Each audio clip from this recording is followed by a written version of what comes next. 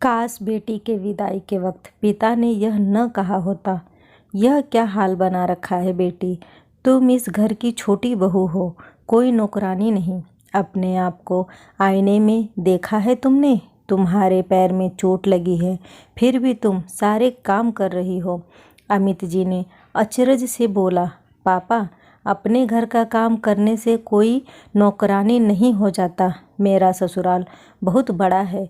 छोटी बहू होने के कारण मेरा यह कर्तव्य है कि मैं घर को संभाल कर रखूं। जब से पाँव में चोट लगी है तब से वैसे ही जेठानी जी और सासू माँ को मेरी मदद करनी पड़ती है। अब इस पाँव के दर्द को जाने में महीनों लगेंगे। इसका मतलब यह नहीं कि मैं महीनों आराम करूं। सुरभि ने अपने बिखरे बालों को संभालते हुए अपने दिल पर पत्थर रखकर अपने पिता को समझाते हुए कहा, छोटी बहू का मतलब यह नहीं कि शाम के 5 बजे तुम खाना खाओ, अपने कपड़ों का ध्यान ना रखो, यहाँ तक कि अपने सेहत का भी ध्यान ना रखो। मुझे तो समझ नहीं आ रहा है कि यह मेरी बेटी है या कोई और। अमित जी की आंखें लाल हो गई थी। शायद एक पिता होने के नाते उन्हें अपनी बेटी का दर्द साफ साफ दिख रहा था। तभी सुरभि की सास आ गई। क्या बातें हो रही है बाप बेटी में? सुरभि बहू, तुम थोड़ा देर बिना किसी सहारे के चल लिया कर।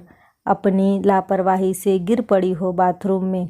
तुम्हारी लापरवाही का खामियाजा हम भर रहे हैं। डॉक्टर ने भी कहा थोड़ा थोड़ा चलना शुरू करो, पर तुम हो वॉकर छोड़ने का नाम नहीं लेती। पता है समधी जी, इसकी जिम्मेदारी है मैं और इसकी जेठानी उठाती हैं। अब आप समझाओ इसे कि इतना लापरवाह ना बने। सुरभि की सास ने नाराजगी जाहिर की और वहाँ से चली गई। अमित जी अपनी मझली बेटी सुरभि के ससुराल आए हुए थे। 2 साल पहले सुरभि की शादी एक संपन्न परिवार में उन्होंने की थी। सुरभि की बड़ी बहन की शादी कुछ ही महीनों में टूट गई थी। इसलिए अमित जी ने सुरभि का विवाह बहुत सोच समझ और जांच परख कर किया था। सुरभि के ससुराल वाले बहुत ही नामी और प्रतिष्ठित परिवार में से एक थे।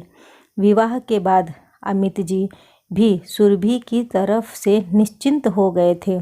कुछ दिनों बाद अपनी तीसरी बेटी के विवाह के लिए लड़के की तलाश में जुट गए।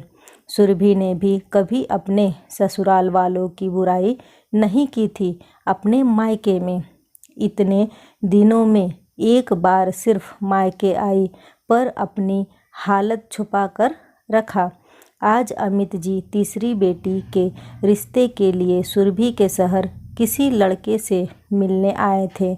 उन्होंने सोचा कि क्यों ना वह सुरभि से भी मिलते चले, उसका भी हाल पता मिल जाएगा। वहां पहुंचकर वह सुरभि को पहचान नहीं पाए।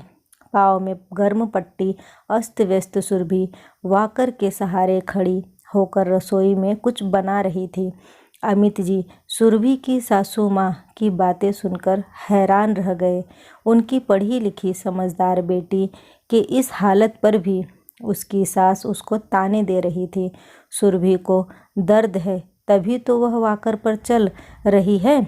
बाथरूम में गिरना एक दुर्घटना है, ना कि लापरवाही। बेटा, डॉक्टर ने तुम्हें आराम करने को नहीं कहा है क्या? और जब तुम रसोई संभाल रही हो तो किस काम की बात तुम्हारी सासू माँ कर रही हैं, जिसे उन्हें और तुम्हारी जेठानी को करना होता है?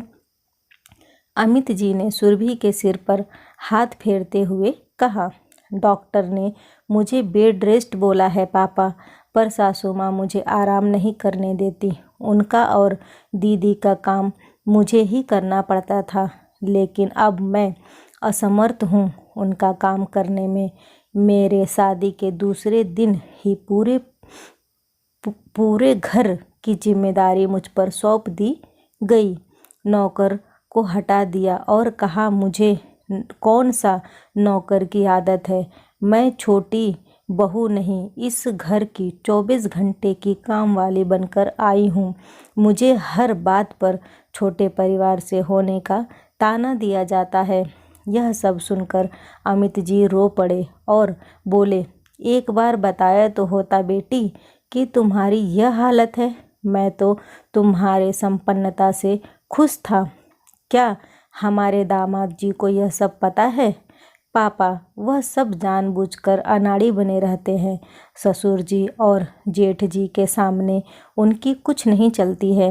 बिजनेस का सारा काम वही लोग देखते हैं, इसलिए यह कुछ नहीं बोलते। बेटी, घर का काम करना, सबका ख्याल रखना कोई बुरी बात नहीं, लेकिन खुद बीमार होकर दूसरों का ख्याल रखना यह कौन सी अक्लमंदी है? इतनी बड़ी बात तूने हमें क्यों नहीं बताया? यह तो घरेलू हिंसा है, अमित जी ने दुख से कहा। पापा, दीदी के तलाक के बाद आपने उसके टूटे रिश्ते की वजह दीदी को बताया। उसकी हर बात को आपने गलत ठहराया। आपने जानने की कोशिश नहीं की कि उसने जीजा जी से रिश्ता क्यों तोड़ा। जब मेरी शादी होने वाली थी तो मुझे भी आपने और माँ ने सिर्फ रिश्ते को निभाने का ज्ञान दिया। कभी यह नहीं बताया कि मुझे गलत के खिलाफ आवाज़ उठानी चाहिए। मुझे अभी भी याद है, विदाई के वक्त भी आपने यही कहा था, तेरा घर बसना चाहिए, तेरी दीदी की तरह तू वापस नहीं आना, वरना तेरा पापा यह सदमा बर्दाश्त नहीं कर पाएगा। मैंने भी अपनी ज़िंदगी के दुखों को अपनी किस्मत मान लिया। अमित जी ग्लानि और पश्चाताप से पिघल गए। उन्हें अफसोस होने लगा, काश वह अपनी बेटी को सही गलत चुनने की शिक्षा देते। काश वह अपने बड़ी बेटी के तलाक की वजह उसे नहीं मानते। सीख, अपनी नाजुक से बेटियों को गृहस्थी बसाने की शिक्षा के साथ उसे सही गलत समझाने की कला भी सिखाना चाहिए। यह कोमल कली कहीं तूफान के थपेड़ों को अपना भाग्य न मान ले। बेटियों की शादी के बाद उन्हें पराया न करे, बल्कि उन्हें पहले से भी ज़्यादा अपनापन दे, ताकि वह अपने दुख दर्द को आपको बेझिझक बता पाए। दोस्तों, कैसी लगी ये कहानी मुझे कमेंट बॉक्स में ज़रूर बताइएगा। वीडियो को लाइक और शेयर करना न भूलें। चैनल पे पहली बार आए हैं तो इसे सब्सक्राइब ज़रूर करें। वीडियो देखने के लिए आपका बहुत बहुत धन्यवाद।